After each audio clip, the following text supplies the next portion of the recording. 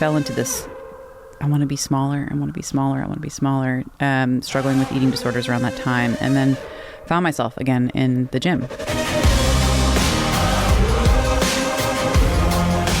And I started to get stronger and stronger, and I had a few people come up to me and be like, "Are you competing?" And I'm from New Hampshire. Like, I don't know what that means.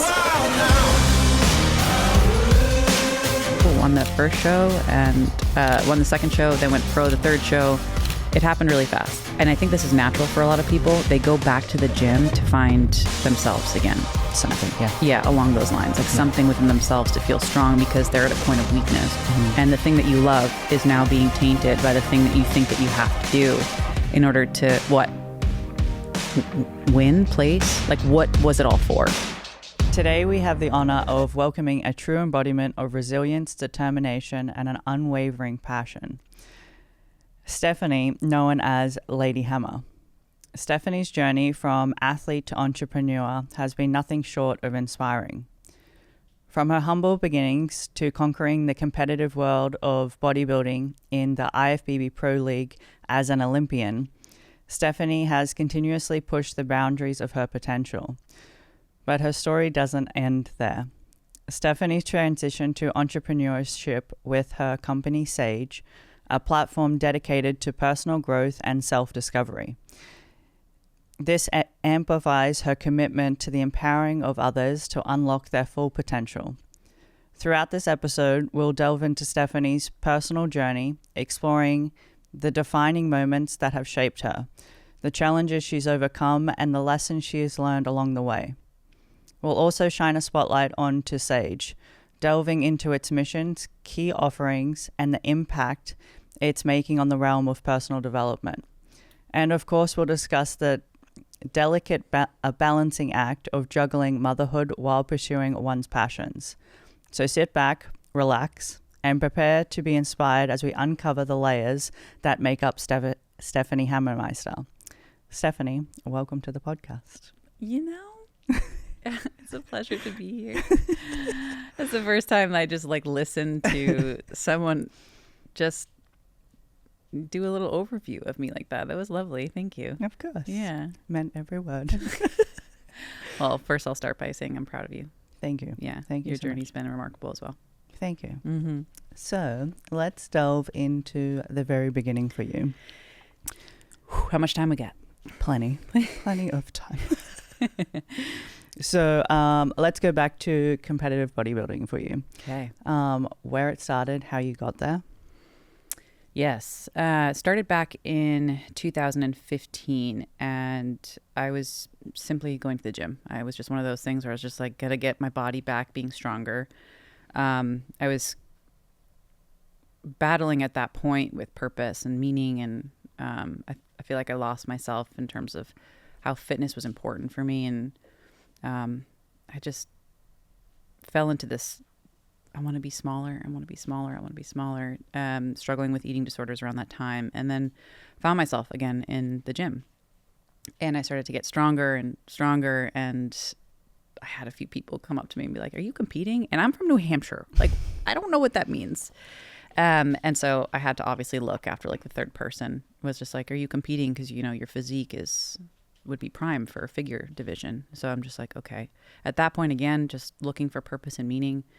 And so I was like, sure, I'll do a show. So I jumped in to a prep for about 15 weeks and built my strength back. My body's a natural mesomorph. So naturally I gained muscle pretty quickly. And won my first show, went to do another show, won that first show, and won the second show, then went pro the third show. It happened really fast. So 2015, I went pro in 3 shows. And then... Which is incredible. Yeah, I mean, it's... People were like, who is me? I'm like, I don't know. Who am I? Stephanie Hammer. Yeah. So the journey was really fast, and it was good. I enjoyed it so much. I love feeling strong and being in the gym. And I built the following, on social media really fast because I just love sharing my exercises. And at the same token, through the years of competing, so fast forward through the Arnold, through 2 Olympias. I landed around 2018 where I was really struggling with, mental health, and struggling between living for others and valuing myself. And it got to a point where I was struggling with constant anxiety, and I was no longer in value, with bodybuilding, just because of what it was taking from me, which felt like everything at that point. But in hindsight, everybody looking at it was like, well, it's giving so much to you. You have a huge following. You have sponsorships, and they were paying me, which was wonderful. But I was losing myself in it big time. So then what drew you to it originally, apart from the aspects of being able to find yourself or find purpose in the gym, which obviously then found yourself going to the stage? Yeah. What about bodybuilding was so appealing that was like, that's my purpose? Like it wasn't appealing. Like I was looking, and I was strange. like, the tans, and like, the highlight of it wasn't interesting for me. It was the challenge, and it was feeling strong again in my body, because it felt good, mentally and emotionally, to feel strong, and that was a thing that was the bridge. And I think eventually, falling into the lifestyle, it's like, what is required of this? And then you talking about all the extracurriculars in the lifestyle of, what it takes to get to that level, and be successful. What does it take? Yeah, we're diving right into that. Yeah, right. Whoa. Well, for anyone who thinks he's right, because I feel like people who already know you, there's like a split. People who already know you will know you from that time. Yeah. Right? Then there's people who are just finding you, or people who have yet to find you. So the people who knew you from that time, who might look up to you for the aspect of one day they want to compete. Yeah. What does bodybuilding give you? But then what does it also take away? That's a great question. I think what it gave me was my strength back. I feel like it was an internal game the whole time.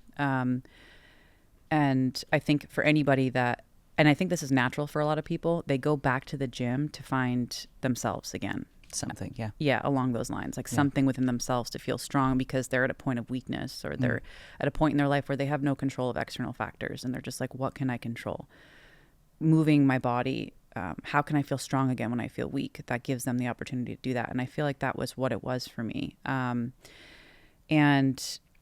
what it took from me at the same token, and I feel like the lifestyle itself, bodybuilding, to be specific, not just a general lifestyle of fitness.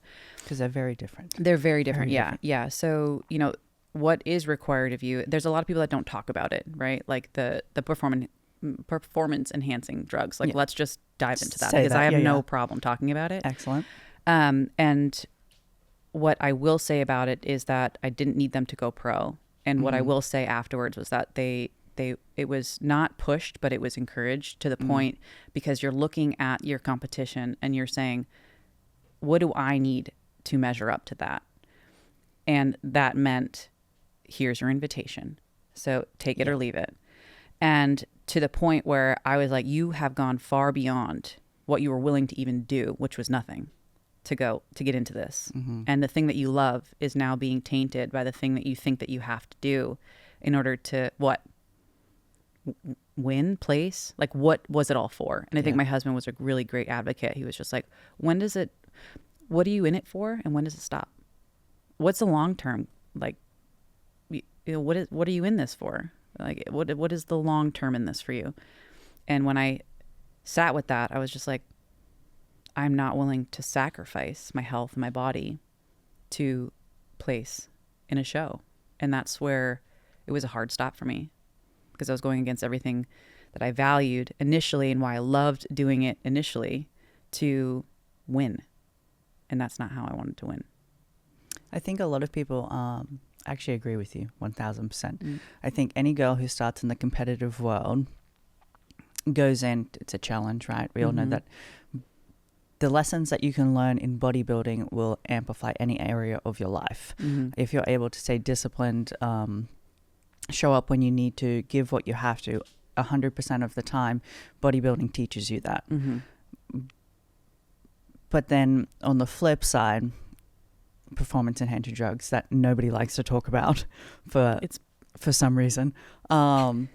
It's like the thing in the corner that no one wants to talk about. We all know that it's there. Yeah, but it's a huge elephant in the room. Yeah, so it's like, yeah.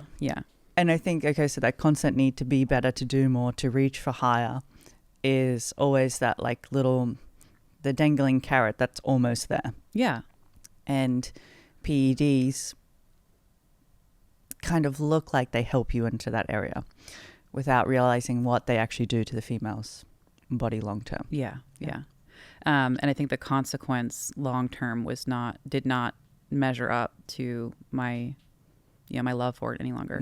Like I wasn't willing to sacrifice more than I already felt like I had, because I had made a choice that when I do this, I'm going into this just me. And when I felt like I had to change me to be judged in a way that says that's not enough, that's when I was like, I'm putting my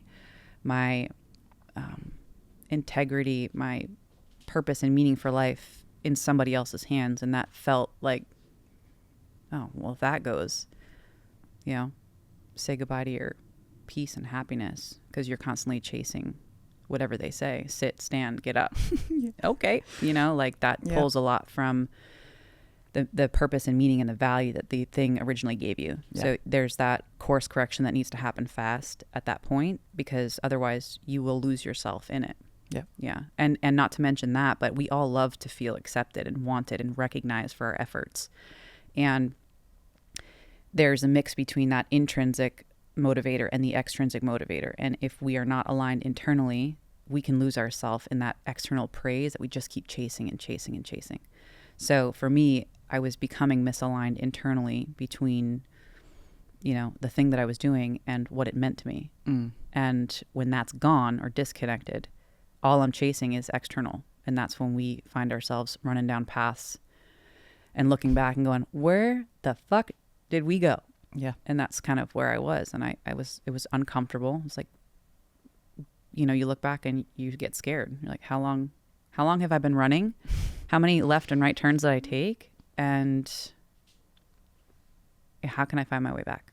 So then what was the key moment or the key place that you realized that bodybuilding was taking more than it was giving? Yeah. It had been about a year that I had this voice in the back of my head being like, how much more? How much longer? Do you see what this is doing to you? And do you see how much this is taking from you? I started to notice that, I value greatly my family and time spent. And I started to notice how much focus I was giving to, the thing that was taking more from me at that time, right? Which was bodybuilding at the time. And I said, what is the importance? What is the importance in your life right now? It is my family. It is living in the moment. It's not chasing, to infinity. What it felt like at that point. And those voices just kept getting louder and louder. And I fell into heavy anxiety for about 6 months. And it was 2 or 3 panic attacks a day. And the last panic attack was, I got a text from my coach asking me if I was going to compete in 2 months. Because I had just come off a show. And at that point I had already been wrestling with taking time off because I was just like mentally, emotionally, I was drained and I just needed time. And that last panic attack, I blacked out, and I usually, the heavy ones I usually black out. So I need to sit down. I know it's coming. And I ended up on the floor of my kitchen when I woke up, and I was crying like hysterically when I woke up. So I don't know how long I was out. Don't know how long I was crying for. I was sweating at the same time. So I'm like, is it tears or is it sweat? Not too sure, but regardless. Yeah. And it's uncomfortable. Yeah. I'm like, I just don't want to be here. And at that time, it was like that kind of experience that some people talk about in their life where it shifts everything. Where I was on the floor and another version of me, what felt like the wisest part, was looking over me and asking me just some specific questions. Like, what is the decision that needs to be made here? Just like, look what this is doing to you. Do you want to do this any longer? Like really kind of supporting me through this internal dialogue that led me to make a choice that said, I'm done. And after I said, I'm done, I retired. In my mind, I said it, I'm done. I'm hanging up the suits. I'm retiring. And my whole body just softened. And it was like, I had to make one choice this entire time to avoid all that anxiety and all that just panic and stress. And in that moment, that changed everything. I felt like I had made one choice that changed the trajectory of my life. And I did it by working through my own internal processes at the time. I just need to listen to myself and support myself through a conversation that just I needed to have with me. And that's what started my, more self-discovery. And it was very confusing because I'm like, did we just have that conversation? Was I just talking outside? Like, what is happening here? But it's led me to the work that I do now. So for those listening, when you describe that moment of you, like a wiser self looking back on you, would it be the same as somebody considering that than their higher self? I would say so. It was, yeah. Okay. I would say what it appeared to me, she was the strongest part of me. Mm-hmm. She was the strongest, and also the part of me that had been softly and compassionately and empathetically, really, looking at my situation every day and being like, are you sure? Maybe we should take a rest, very softly and genuinely just being like, allowing me to make the choices for myself, but also trying to guide me around it. So yeah, I would say it's definitely the part of me that knows that I'm meant for more, the part that sees that this is just a stepping stone. If we can get beyond this, that things can get better, that things can open up. And it's okay to make a very drastic change despite not knowing what's on the other side. And that trusting yourself in the moment, trust me, it's just like, let's just make this choice and see what happens. I got you. And in that moment, I was like, cool, don't know where we're going, but this feels better than where I'm at. I like that. Yeah. A lot. So if anyone's sitting at home and they're like, oh, I do that. Like I have those panic attacks or anxiety attacks. It might not be related to obviously your situation like bodybuilding. Yeah. What is that trying to tell them?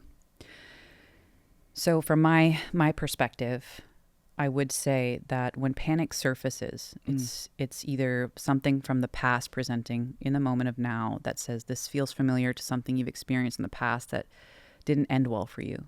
And we need to make a choice to navigate this as best as possible, kind of like a red flag. Other times we notice anxiety present itself because we are in a new, venture in our life where we don't quite know what's on the other side. So anytime we meet ourselves in anything new, there's always that level of nervousness, worry, kind of wishy-washy, a little anxiety that says, we don't have a pattern for this. Like, what are we doing here? And then there's the anxiety that says, you need to make a choice here. It's a choice that we are not making that leads us farther away from who we are or closer to who we are. And most of the time, that anxiety that presents itself in that way says you're moving out of alignment to who you truly are. So step back in. But when we don't listen to ourselves, that type of anxiety that says like, oh yeah, we're doing something outside of, what aligns for us and what, the integrity of our values. This is when the anxiety presents it heavily. We're just like, oh, we know that this isn't for us, but we're doing it anyways. That kind of decision that is not being made towards what you innately should do. I think that there's a few different anxieties that present itself, I would say. Okay. Yeah. Okay. So in that moment when you were... Does that make sense? No, it does. Okay. It makes total sense to me. So like when I'm thinking about it, right, you have... even when I started seeing you, right? Yeah. And we'll get to Sage in a second. Okay. But when I started seeing you, it was the same thing. It was like that need that something had to change in my life. Yeah. I didn't know what it was, but something had to. Yeah. Because if it didn't, I would be in this constant state of, I don't want to say panic, but like on edge / nothing feels right, and it's like you mentioned earlier, the seeking of validation outside for somebody else to tell me what I'm doing is right, as opposed to listening to that internal compass to direct where I'm going.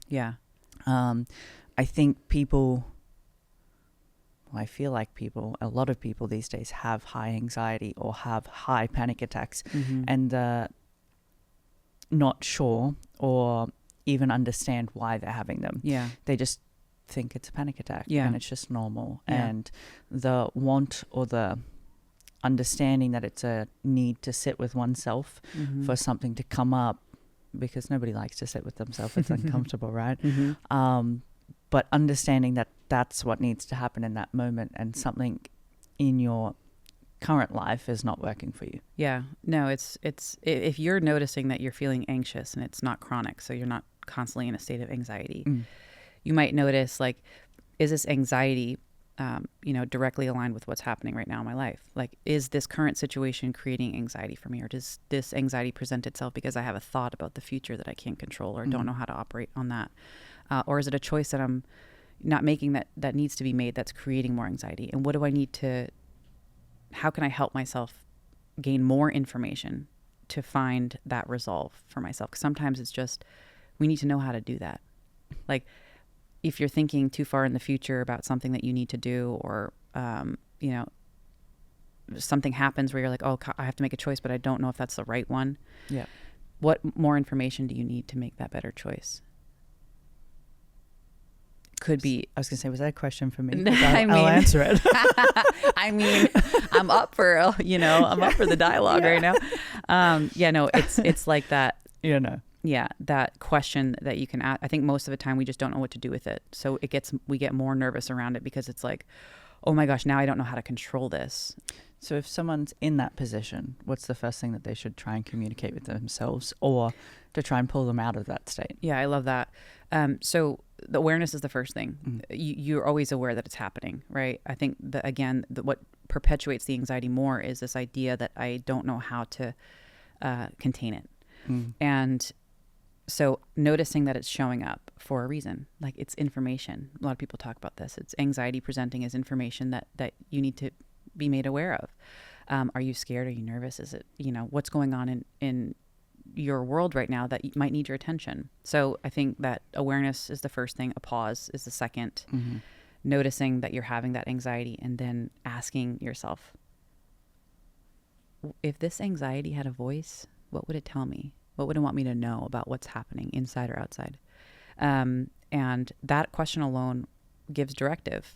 And if it says, oh, we just don't know what's on the other side of that, or this person is making us feel a certain way, or this feels unsafe, this is direction. This allows us to go, what do I need to do next in order to support myself? Is it a boundary? Is it leaving the current situation? Is it taking a moment to let the brain know that this is not the past and that we're okay and we're safe? What is it that we need to do in order to support ourselves? And having that internal dialogue is important, because it allows you to say, I notice that you're here. I see you present. And I think that's a great way also to start working with the anxiety, is to notice that a part of you is anxious.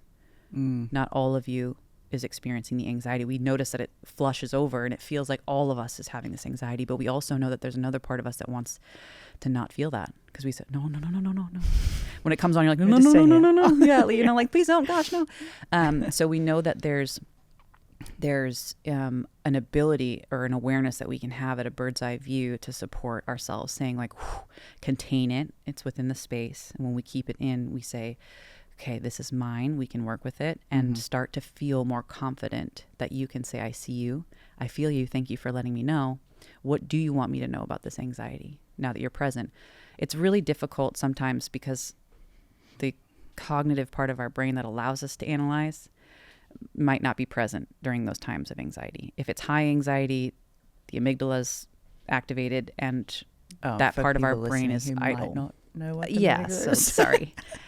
When we're feeling in a state of panic or anxiousness, like heavy, you can't really think what to do. You just kind of act, It's like an uncomfortable feeling, like I need to do something, but I don't know what. Exactly. Yeah. And you're not really, it doesn't come on, I'm trying to, you don't get the thought of what to do or what might help until afterwards when you look back on the situation and you can analyze it and go, oh, okay, that might have been helpful for me.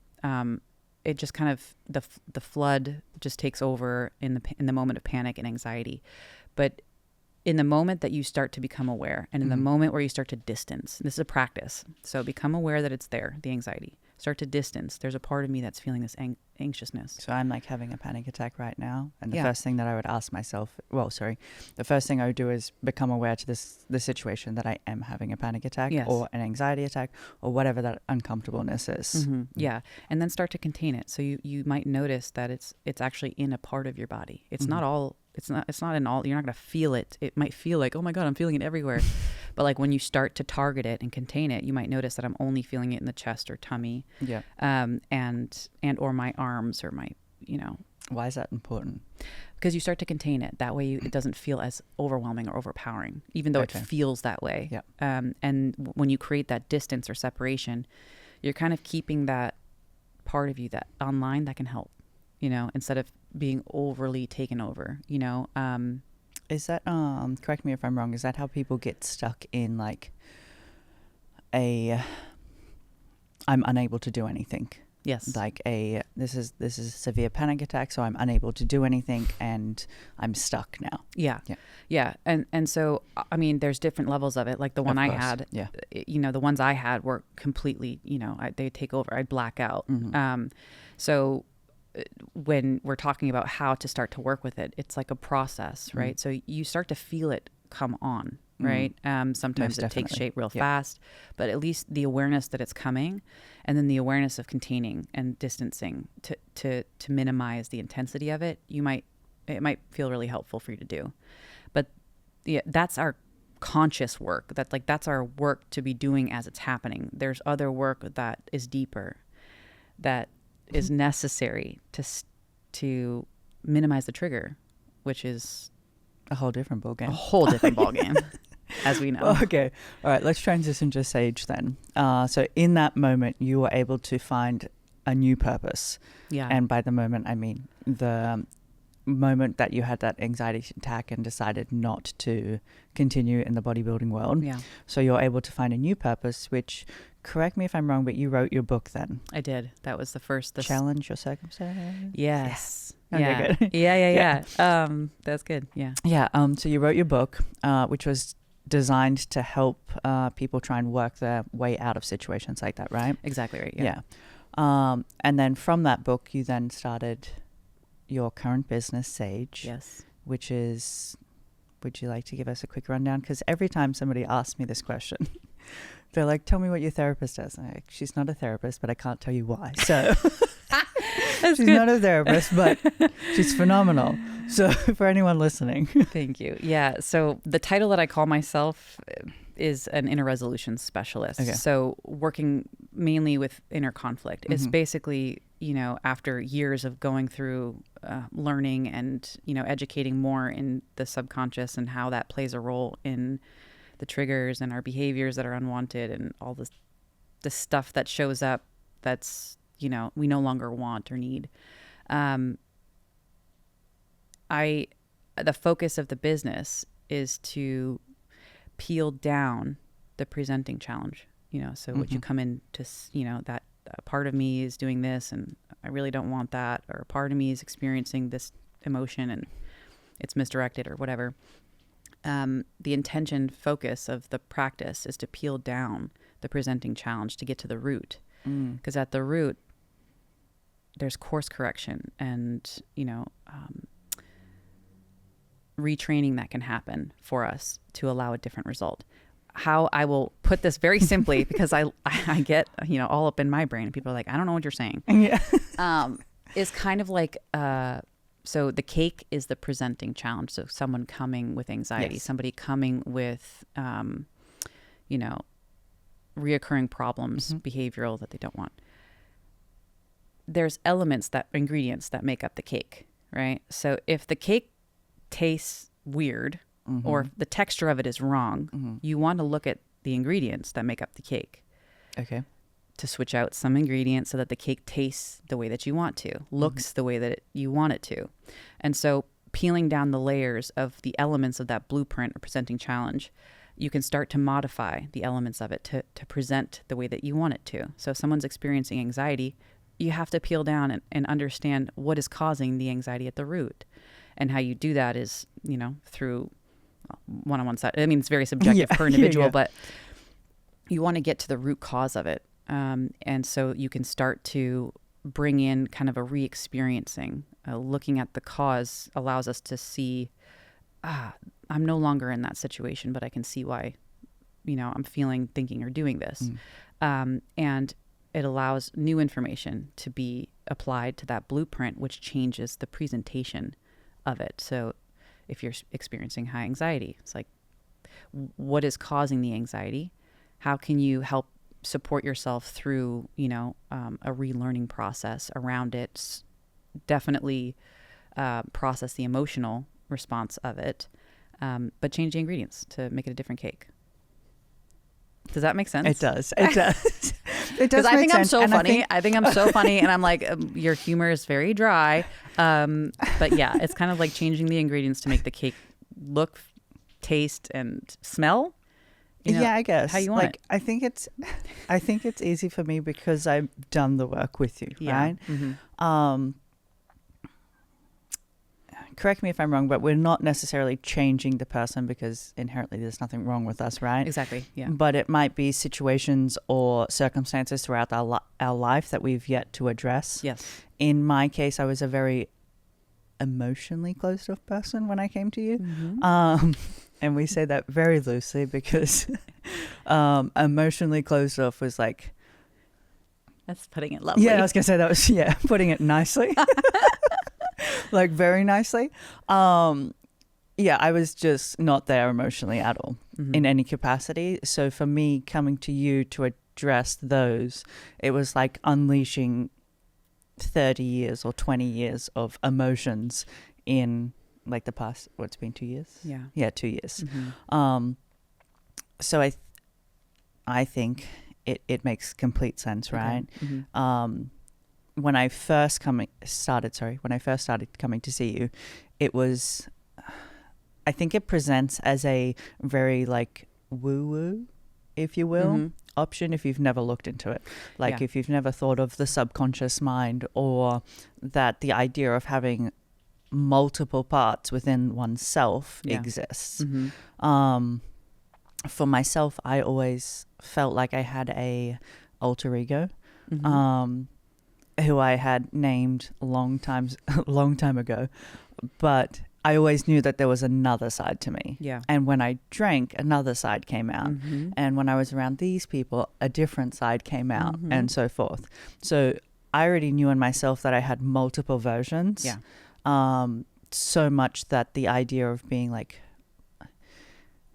there's a movie where the guy has multiple personalities, and he refers to one as Patricia, and I was like, I resonate with this movie so much, and I wish I could remember what it was called. I don't know. Split is what it's called. Split. Okay. So it's the essence of this man having multiple personalities, but he shows up as them at different times. So if you're ever wanting to understand what it could be like to have those multiple parts within yourself, Split's a fantastic place to start. It's also very scary. I feel like also, I think that's more of his like dissociative identity disorder, because Most he doesn't definitely. recognize that he is switching. Yes. Which is very different than like a healthy psyche with different parts of our personality. I think that's very important to Of note. course. Yeah, because there's that illness, and then there's the normal psyche, which is comprised of different personality parts, and we kind of notice them showing up when, say for instance, we're going to do a speech, right? The speaker shows up and she's loud and she's boisterous, or you go out with your girlfriends, like she's maybe a little introverted because, but then she's home with her family and she's funny and outgoing.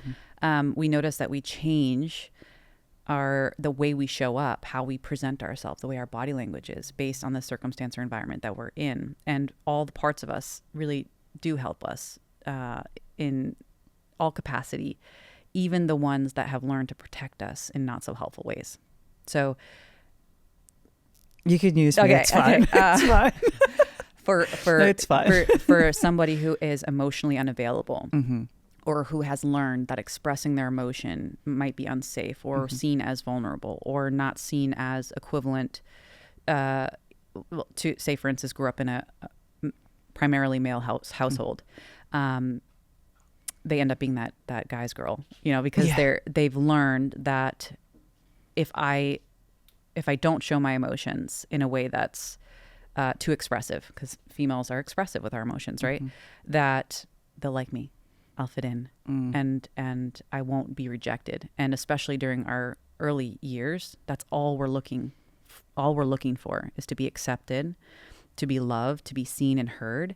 And if our environment is not conducive for that, we start to learn and adapt based on that environment. And so we start to adjust the way that we show up, minimize certain really great qualities of ourselves, like who we are, so that we can be accepted, so that we do fit in. It's like the basic prime examples, like being in with the popular kids, like back in the day. Like, what do I got to do? Who do I got to be to fit in with that group? Because if I don't fit in, they're going to bully me. And that subjects me to, pain. Essentially, I'm rejected. That doesn't feel good.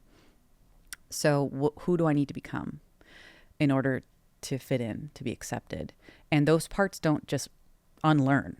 They don't go anywhere until we start to meet them and realize, like, we're no longer, in middle school. We don't need to be mean, to people in hopes that they'd accept us, or, we don't need to show up in that way. And obviously that's a lot of internal mediation with the parts of us that learned how to support us in ways of acceptance and being loved and seen and heard in earlier ways. It's kind of a process. Yeah. It was. Yeah. It was a huge process. Yeah. I mean, yeah. For your for example, myself, it was huge. It's like learning how to, like, that part of you didn't feel like it was okay. Like, it was not even safe to, like, let yourself feel.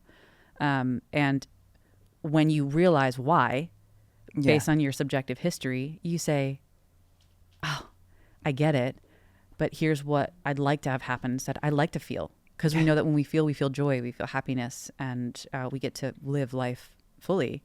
And even the bad feelings. But I think I was so used to feeling the bad feelings that stepping into the good feelings was uncomfortable. For sure. Yeah. I mean, think about anything that you're familiar with. That change doesn't feel comfortable, and even more so emotionally. Like, you're letting yourself feel, which doesn't feel comfortable when you're not used to it, when you've shut it all out. But that part that was kind of not allowing you to feel was so protective over you that it was just like hard wall, stone wall. So anyone looking at you be like, are you there? Are you inside?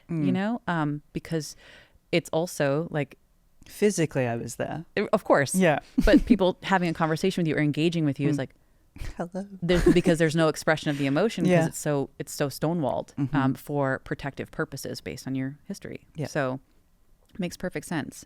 And you naturally have to work with showing back up, in a different way. And that part needs to feel safe. You need to feel safe expressing emotion in a, safe way to reorganize the way it shows up.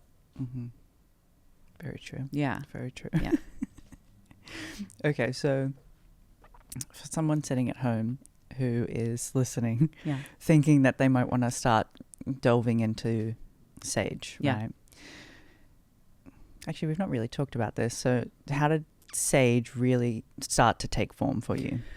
Yeah, so that's a kind of an interesting journey. I'll make it quick. So I realized that, like, I couldn't be the only one that was, experiencing this type of inner conflict. And also I couldn't have been the only one that experienced such liberation after working with the voices inside. And so I started to do research, and I started to really go down this kind of wormhole of how I can better support me, and based on my experience already. And then through that, I was like, I want to give this. I want people to experience this because it was so liberating for me. And so I started a very small like movement. It was before Sage, of like how we can start identifying some of the limitations like that parts of us hold in terms of beliefs.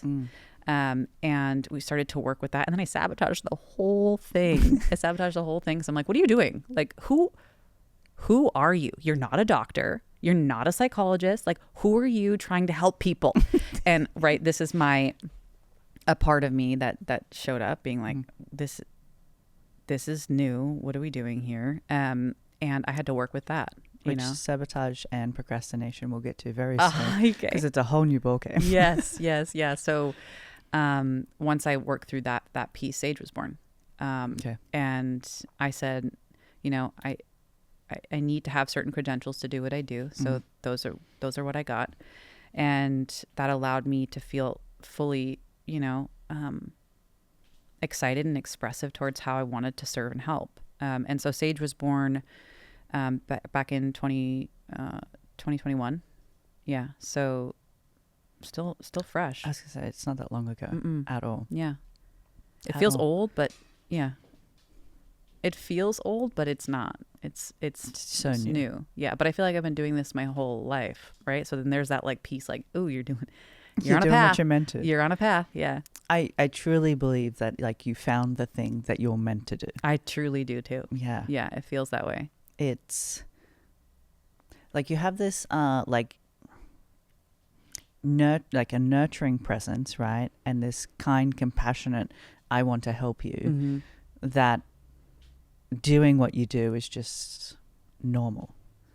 Like it just comes naturally. You know how I knew that? Is how I knew I wanted to help people, just didn't know how. For anybody listening that's like, I don't know what my purpose is. Like, you do it already. Like you have natural innate gifts that you do already in different domains or situations in your life. That was another reason why I didn't really like bodybuilding so much. Like, I found myself partying a lot. Like, I was into things that I've never been into before. It was fun. It was like whatever the time of my life. But I was like looking back, like I was like, this needs to stop. It's strange how bodybuilding is seen as like this health pinnacle, but it's like no. Like it's backwards. It's like like health and wellness and bodybuilding are two ends of the spectrum, and not the same thing. Very much so. Yeah, agreed. And so I found myself sitting in the clubs at like 12 and 1 and 2, and I'm sitting with the girls and like talking about their life story and how they grew up, and like, ooh, like starting to really dig in and support them, just sit and hold space. And I was just like, my husband's like, we have to leave. And I'm like, we can't leave. We're not done yet, And so we're talking. Yeah, like she's not, I need to leave her in a place where she's safe, It's like the bathroom chats. 100%, except for we're sitting, in a VIP section with bottles around us. Yeah. I mean, and at that point I felt just like, okay, your purpose is bigger. We need to transition. We need to make moves. And even though I have no idea what that looks like, feels like, sounds like, take one step, do the next best thing that feels like it is supposed to be. Yeah. Even though it might not make sense right now. So that's kind of what led me into starting the business. And I just kind of sat with it for a while, and I was like, Sage feels good because basically, you're speaking into action with certain things. We're speaking and engaging, and say it, Sage is one of those things. I was like, this feels good. Do you think that's where most people get stuck, is that they're so caught up in trying to have everything perfect, or I don't know what I'm doing, so maybe I'll just sit and figure it out. Yeah. But the longer they sit, obviously time's passing by, and they're not actually moving to start. They're just sitting in a place of inaction until they try and make it perfect. Yeah. So when you don't know something, when you don't know how to do something, when you have never done something before, your brain needs more information. Like, it just needs a little bit more information to feel like, oh, okay, like we're okay moving, we can continue to take one step forward after one step forward, but you have to start, reading or diving in, to something, putting your toe in and being like, that's not it, and that gives the mind and the body familiarity to some degree, which allows you to take action. So if someone's sitting there being like, I want to start a business, and they're like, I don't know how to start a business. And then they're pondering about all the things that they have to do to start a business. It's just going to cause paralysis because it's overwhelmed. Your brain is completely overwhelmed by trying to figure out how to do the thing it's never done before. Yeah. So if they want to start a business, the simple act of, looking up, how do I start a business? Or going on to socials, which we have complete access to now, and following a business mentor. And obviously there's stages of it, but acquiring new information helps you take a step forward. And it doesn't need to be any action step that's required. You can simply open your phone and explore, let your brain, receive more information around that thing to feel confident about taking a step forward sometimes. So I would say that. Like starting a podcast. Exactly. Like starting a podcast, like you're here, bro. Yeah. Like I'm so excited. Like, something you've never done before. Just run with it and see what happens. 100%. Yeah. Because naturally you're going to go down wormholes. If you trust yourself, if you are moving through life in accordance with what you value most and what, feels in alignment with you, you're going to go down wormholes and you're going to end up where you need to be. So just trust yourself that no matter what happens, I can shift directions. If I don't like it, boom, move. If I don't like it, I know that it's given me something that I might need, for where I'm intended to go. So just keep going.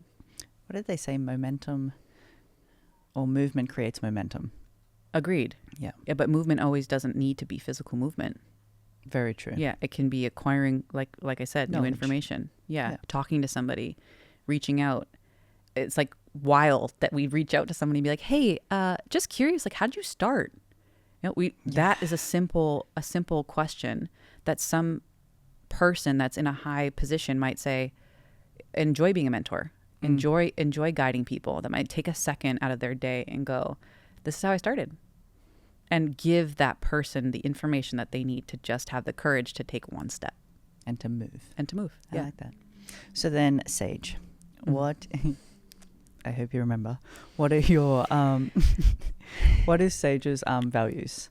Yeah, like as a business. Yeah. So integrity, right? It's not only for my business, but for those who are coming to me, to be integral to your process, to continue to pay mind to the progress that's happening, what the mindfulness around what might need to happen. Integrity to who you are is really important.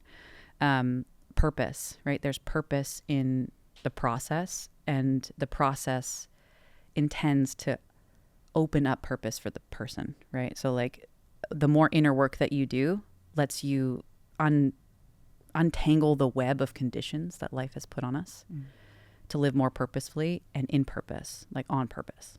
Lots of purposes going on, but just purpose in general. And community. So I'm intending to start really opening that up more, but I think having a nurturing community is incredibly meaningful.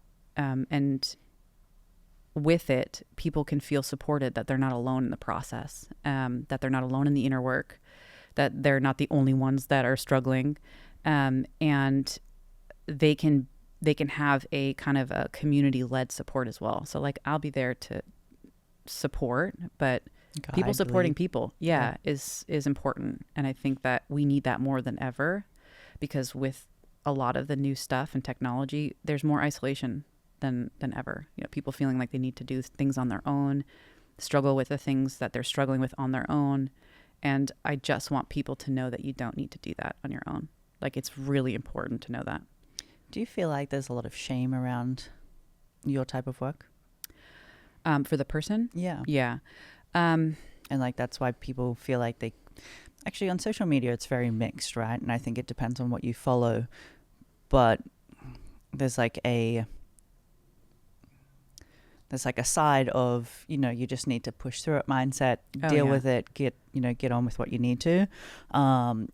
Everyone has emotions, just move on with it. And then there's the side of your work, and then there's somewhere in the middle. Yeah.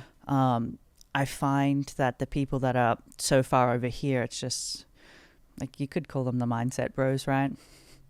That just want to get on with hoorah, it. Hoorah, Yeah. let's go. Like, just move. Yeah. Deal with it in your own time. They're vibey, they're necessary, they're needed, but like The right time. The right time. Yeah. Right. Yeah. I feel like I was somewhere over there at one point. I feel like everybody is. Yeah. Because they need to get out of their space. And what is that like? Somebody's like their voice is loud, their energy's big, and they're like, huh? They're starting to create mobilizing energy within your being after watching, listening. Yeah. You feel into it. Yeah. But that doesn't help you feel out Yes. of what's going on inside. Yeah. Which becomes fleeting. So you can go to all the motivational speakers that you want to get moving, but what's the long lasting piece there is the intrinsic motivators within yourself that allow the external hoorah. Did it? The hands. The external hoorah to be the icing on the cake. So is that why if I went to like Tony Robbins, Yeah, and who's phenomenal, right? amazing. Yeah, Listen to him speak, but then I'm like, fuck yes, can't wait. for like I'm a gonna week, do maybe 3 this, days. this, and this. Yeah. And then I come home and I'm like, well, that was fun. Yeah. Here's what it is. Yeah. And then just don't do anything. So because the internal parts, the other ones, right, have just decided that we don't need to do what Tony Robbins suggested. Mm-hmm. So we kind of end up staying in a stuck loop. Yeah. So I think that there's that piece of like, we don't know what to do next. Yeah. Right. Like we don't know where to go next. Mhm. And we need to offer ourselves some steps that allow us to better process or integrate the information that we learned from like Tony Robbins. But yes, like going to those, you just think about your body being in a place where so many people are excited.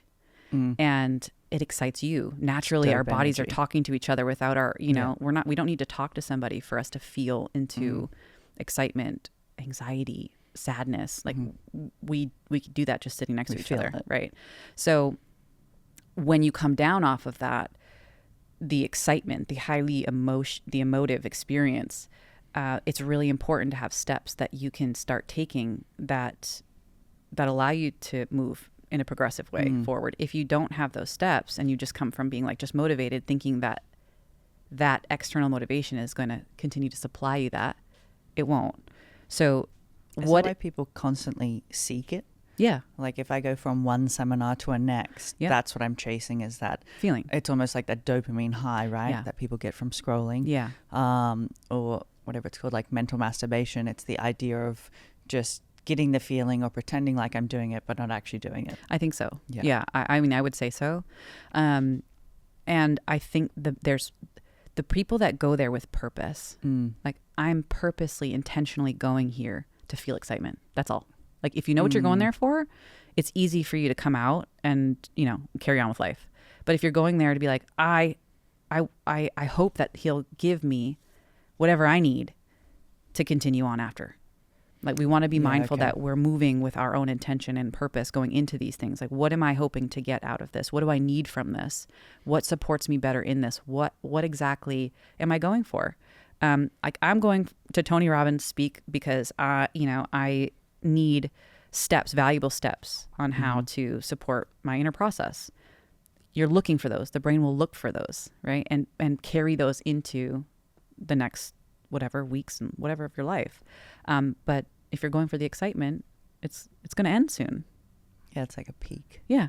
Yeah. I mean, so I think going to those things, knowing how it's going to be supportive for you already and not going there to see how it's going to be supportive for you. It's like, no, I need to work with myself. I need better steps to support myself. And that's what I'm going for. So the brain knows exactly what to look for when it goes and what to pull out, what to write down, and what to integrate afterwards.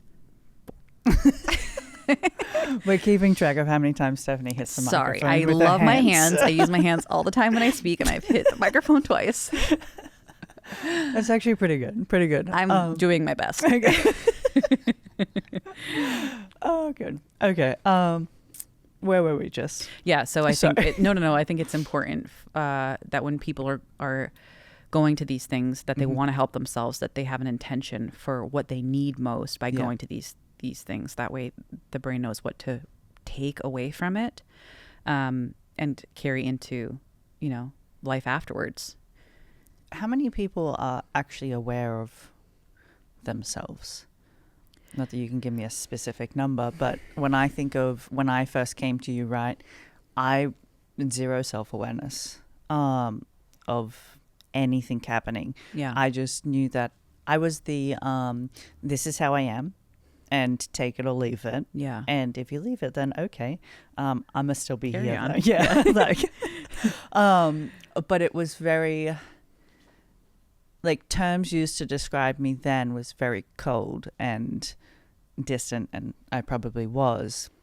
But my self-awareness to that was zero. Yeah. So I'm curious on your thoughts as to how many people, or not necessarily how many people, but if people are actually aware of themselves in their day-to-day lives or not at all. Yeah. That's a great question. I don't know the specific number, Yeah. but I do know that if you're human, you have an awareness to, Mm. unless you're settled into a narcissistic, perspective, you are aware of things that I'm so glad you're you used that noticing. word, because we'll come back. you're noticing Mm. that there's some things that arise within you that you're not favorable towards, Mm-hmm. and that certain things that arise within you that you are favorable towards. Mm. And so I think that we're more self-aware than we actually give ourselves credit for. But there's a difference between being self-aware Mm. and working with the self-awareness. Interesting. People are aware of themselves. They're aware of how they act, because if I don't know, someone's telling me. That's We're a fair. mirror of each other Very fair. to a certain degree. So it's like people tell It's you like that, mutual like, oh, you're conversation. cold. Yeah. Yeah, you're acting cold here. Sorry, what? Like, the more that you, Hear it. yeah, Yeah. you might say, okay, is that true to some degree, and Mm. how so, right? But there's that level. Yeah. We all are aware of what's happening within ourselves, whether we want to acknowledge it and work with it or we don't. I think everybody has a certain level of self-awareness, That's maybe a good perspective, which right? gives everybody accountability to yeah, do their right. damn work. So maybe I was aware, just didn't want to take ownership of it yeah. or accountability of it at that time. Yeah. It was like blissful unawareness. At the same token, it kept you safe. So Very like true. our biases, or even if we know we're acting or thinking or doing something in a similar in a way that's unfavorable, there's a certain level of maintenance that needs to happen internally so that your entire thoughts, ideas, beliefs about yourself don't unravel at once. And our brain keeps us safe that way, to just make sure that the information that we're receiving aligns with who we believe ourselves to be. Yeah. Right. Okay, that makes more sense. So when you unravel that and you're like, oh, and then our perspective opens up. Oh, I can see how that would happen. But otherwise, if we believe that we're high, tight, and mighty, then we're gonna kind of dismiss all the information, the external information and internal, that would misalign with that. So is it the I'll use myself as an example again. It's just easier that way. If I'm blissfully unaware, right? Yeah. Or I choose to not acknowledge or take accountability, do people hold that inherently with them? Or is it just that I just don't want to take accountability for my actions? It's easier to try and shift it to somebody else than be like, you know what, this is on me and I have to change. Yeah. Well, that's the problem. I think that's what people face. It's like, firstly, I don't know how to do that. I don't know how to fix myself, or I don't know how to look within and try to solve for that. And at the same token, some people might say that there's other things that are important for them, so how you feel towards yourself, or how you feel in the ways you present yourself to others, like that's important for you. You don't want to hurt anybody. You don't want to, make people feel like they can't come to you, right? Speaking directly about you. Yeah. You want people to feel like they can come to you. You have a very nurturing way of supporting people. You want them to come to you. Yet at the same time, you're noticing that people are a little hesitant to. So there's that interest that says, what's happening here, that allows you to do the work. But some people are like, fuck them. So, and that just keeps them in that kind of way, shape, and form. And they carry this mindset, this is just the way that I am, which is, if, You do you. You do you, yeah. I'll be over Purple here. hair, don't care. Yeah. Like, you do you, So. Okay, that's fair. It's very fair. I had a question for you. Oh, narcissism, because it's all over Instagram. Yeah. Everywhere. What's your take on it? So I won't dive in too much around it, because I'm not, a doctor or a psychologist, but I will say that I do not believe that any narcissist is truly born narcissistic. Interesting. Why? Because if you think about, babies being born, they don't, wake up and be like, try to manipulate the parent, like in ways of how adults do it to others, and maybe, unconsciously or consciously. But I feel that based on neglect and abandonment, I feel that, and again, everybody's situation is very different, but it seems to have similarities in upbringings. Based on how people, and we all can be a little narcissistic sometimes. We like things to go our way, and we try to make that happen. Well, that would fit in with parts, right? So if we have a part of ourselves that is slightly narcissistic, then okay. Yeah. So I think that based on our earlier earlier environments, there's certain adaptations that we learn that from our parents or caregivers, or certain adaptations that we take on that allow us to get what we need. So if the child is not receiving any attention, or if the child is neglected or abandoned in some way, shape, or form, it needs to learn how to receive what it wants or needs. And sometimes it's in the way of learning how to manipulate people to get that. Or, if somebody is a child on the street, for example, fighting for its life, it's going to learn how to survive. Yes. And so I think it's more of a survival response. And some people might be like, who are you to talk about this? But, based on that, I feel like narcissists are, at a deep level, they don't know what it's like to feel loved. Yeah. And needs and wants, it must be met for them because it was so scarce at one point. And so that's how they learn to live. Like, that is survival for them. Where we can feel loved and feel content, that if that wasn't available for them in some way, shape, or form, there's some means for that connection. And if it is within, controlling, I don't condone it at all. I just want to say that right now. Yeah. But I do understand it maybe to a different level based on some characteristics of narcissism that I've worked with, that when you start to peel down, it's like, no, this is how I need to maintain control so that they don't leave, so that I'm not neglected, that I'm not by myself. And this is how they learn how to make that happen, or, have those needs or wants met for them. And on their part, it'd be like the inability of want to change or go in and do the deeper work. It would be like, think about a child coming into this world. Like, they don't know themselves at all. Okay. Because if it is early conditioning that is responsible for the type of behavior that's present in a narcissist, then we see that it's happened early on. They don't even have a glimmer of themselves without it. Interesting. As like a child coming into the world, like, they don't know themselves any different. And yet there's a deep desire to want to be connected and to want to love. They have no idea how to do it outside of control and manipulation, because it's the only adaptation perhaps that was absolutely necessary, because it's a safety response that they learned to present as themselves in order to have that need or want met. So what you're saying is every relationship that breaks up, the other person is just not a narcissist.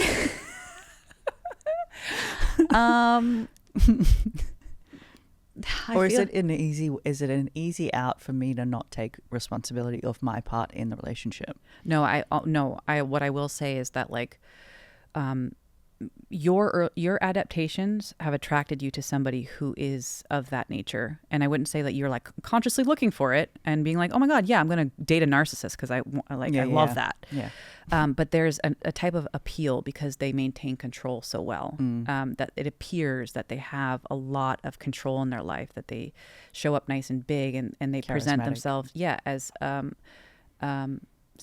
safe to some degree, because they're like, I manage things really well. And at the same token, there's a part of you that feels like it can be safe in that type of environment.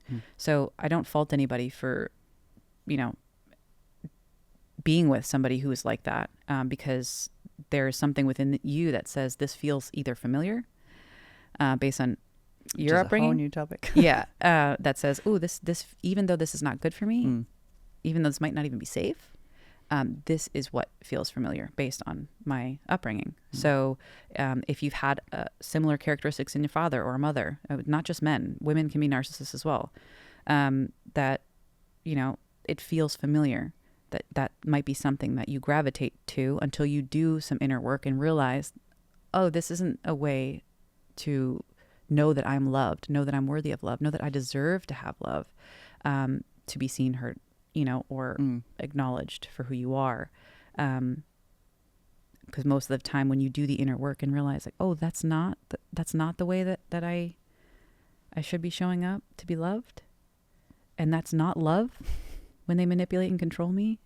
But that's all they know. Yeah. And as a child, and again, I'll go back to the child, because all the child says is, as long as I'm pleasing the parent, then this is good. I'm being accepted. What do I need to do to maintain this? And that carries into adulthood. So naturally that feels familiar for somebody that says, oh, this is just the way that I'm loved, to be controlled and manipulated, because that's all they have a reference point to. I get you. So if I'm hearing you correctly, right, because we've referenced it a few times throughout the chat, right, could all of my creations of today, right, so me, myself, be traced back to my childhood? So the way I show up in the world, how I interact with people, all that type of stuff. Is it fair to say that what I know now, unless I've changed it, so my blissful, unaware self 3 years ago was the way that she was because of everything that I had experienced in my life up until that point? So if I'm trying to become more aware of myself, like I was 3 years ago, would you say that that would be my first place to start? Yeah, because if you think about it, naturally, like our parents dressed us. I mean, our parents dressed us, they coached us, they teached us. It was not just parents, but caregivers or environment. So whomever was in the environment. Like, it's important to know, like, if you have a child, you kind of have an idea that that's kind of the structure. It's like, I'm going to coach and teach them. And some parents or caregivers do it a little bit more, you know, intently than others. So, yeah, I mean, you're going to get to a point in your life where, you know, mom, the examples of mom, dad that you've understood are no longer your perspectives, viewpoints, or beliefs. And you're going to start to notice that, like, oh, that's not what I really truly believe. That's not what I really want to wear. That's not who I really want to, you know, see myself as. And those moments are, you know, beautiful moments that you're aware that in childhood, like, you're establishing blueprints. Those are all those are. And yes, they those blueprints don't go anywhere. You know, they travel into adulthood with you, and it's our job as adults to look back and go, what aligns with what I want, with what I need, and who I'm learning now to be. Kind of peeling down the conditions and the layers that our early childhood placed on us, you know, before the world told us who we are, like really just redefining who you are. It's like, who am I underneath all of this?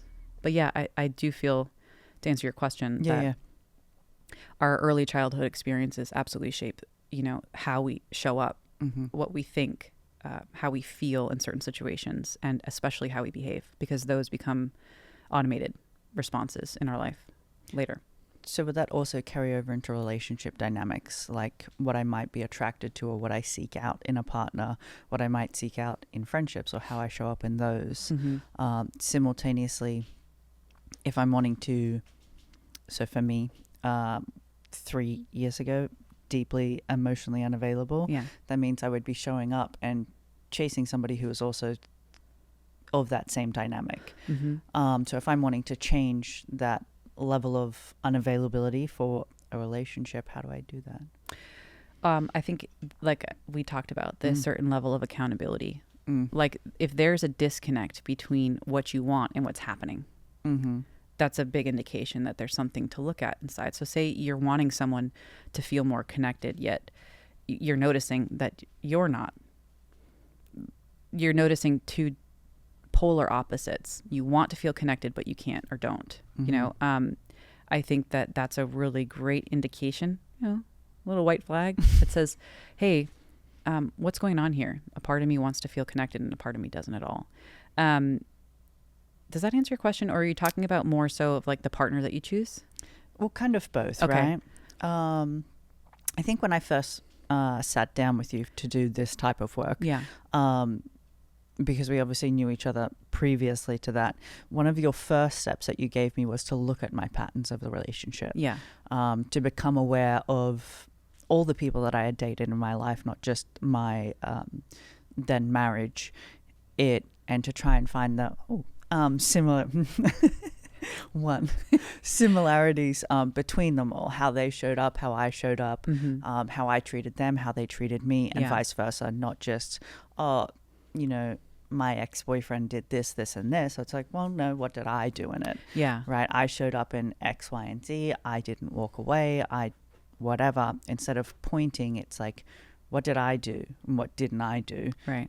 To either make the relationship or make the relationship what I wanted it to be. Exactly. So I think, in coming back to my original question, it's like, if I wanted to change the type of person that I'm attracting, or I'm clearly not, I'm wanting a different type of relationship. Yeah. Where do I start in trying to do that? Yeah, that's a great question. And I think that naturally you had an idea of what you wanted that wasn't happening. Yes. So I think that there is a certain level of awareness to what you want that's not ending up being the result that's happening. And as a result of that, you were able to go, okay, so this is actually what I want, and here's what's presenting. I'm not saying this is what you want and this is what's happening. You're noticing that, again, there's a conflict happening. When you accept that, there's like an acceptance here. And acceptance doesn't mean, okay, carry on. That now that we've seen this, that we can just forget about it. Yeah, like that's not what it is. When you accept something as is, it's like you can see it from all angles, and it's like it's no longer a moving, movie. It's a still, so you can examine it at all different directions, and you can say, what was it about this that drew me in, or what was it about this that I needed from this experience? What was it that I liked from this experience? And what we noticed was, subjectively for you, it's fine. We can just keep using me. It's easier for people. Is that most of the men, in your life had similar characteristics to earlier person in upbringing. Yeah. So there was this attempt for you to want to see you, I think, for who you were. Yes. And because earlier on in your life, that's what you needed most. And so your attempt to want to be seen, heard, and felt by somebody like earlier on in childhood, that you're trying to replicate the experience in hopes to have a different result, or hope to have your needs met in a different way. Right. So I think we naturally gravitate towards, for a couple of reasons, those types of people that we don't want, but that we keep falling into. Number one, because it's familiar in some way. Like it's like a comfortable familiar. They call it familiar chaos, right? It's like even though it's not comfortable, your brain and body communicate as like, this feels familiar, so stay with this. And because having someone love you and take care of you is going to feel even more uncomfortable because it's not familiar. Well, it's vulnerable, right? Well, yeah. Yeah. And it's just completely nothing like you've been used to. So I think it's more like you're just, again, your brain doesn't have a pattern for what that looks, feels, or sounds like. So it's like, hold on, what are you doing here? This isn't familiar. So go back to what is familiar, because even if it's putting you in, distress on some level, it's familiar and comfortable. It's more familiar. I would say familiar and comfortables.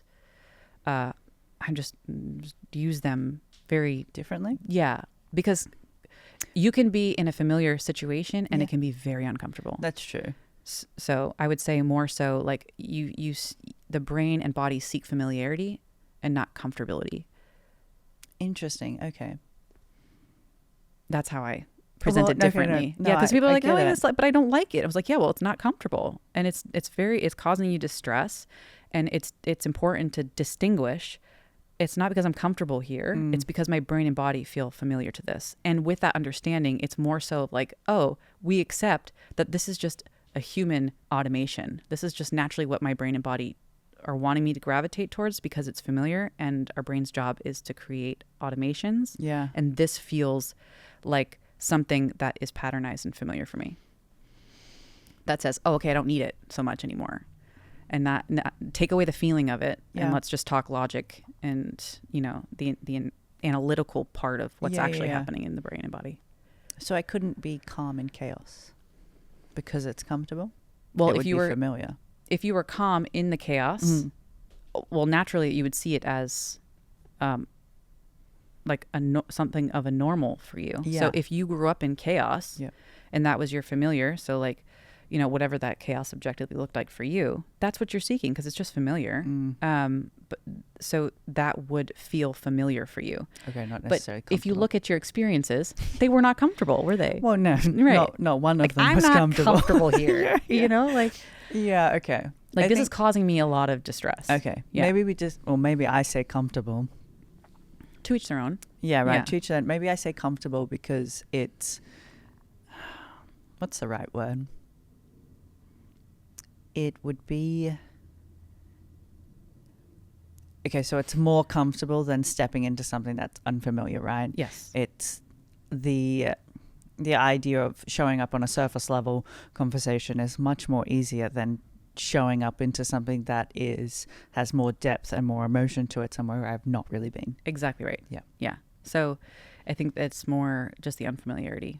Yeah. Until the brain and body get comfortable with the new familiar or the new pattern. It's like making it more familiar and letting that be okay. Like you opening up session after session.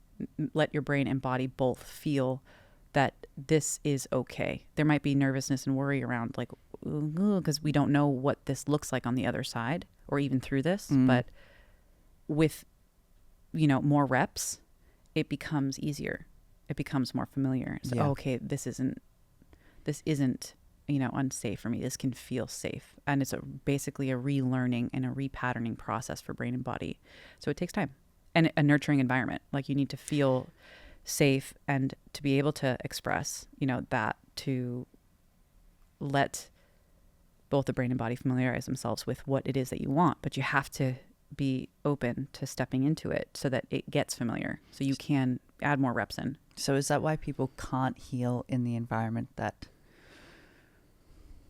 I don't want to say broke them, but like that might have caused them pain or anything like that? Yeah. And I would never say that they can't heal there because they can. Some people can. And of course, we're talking about varying degrees of the environment. Yeah, of course. So being mindful of that.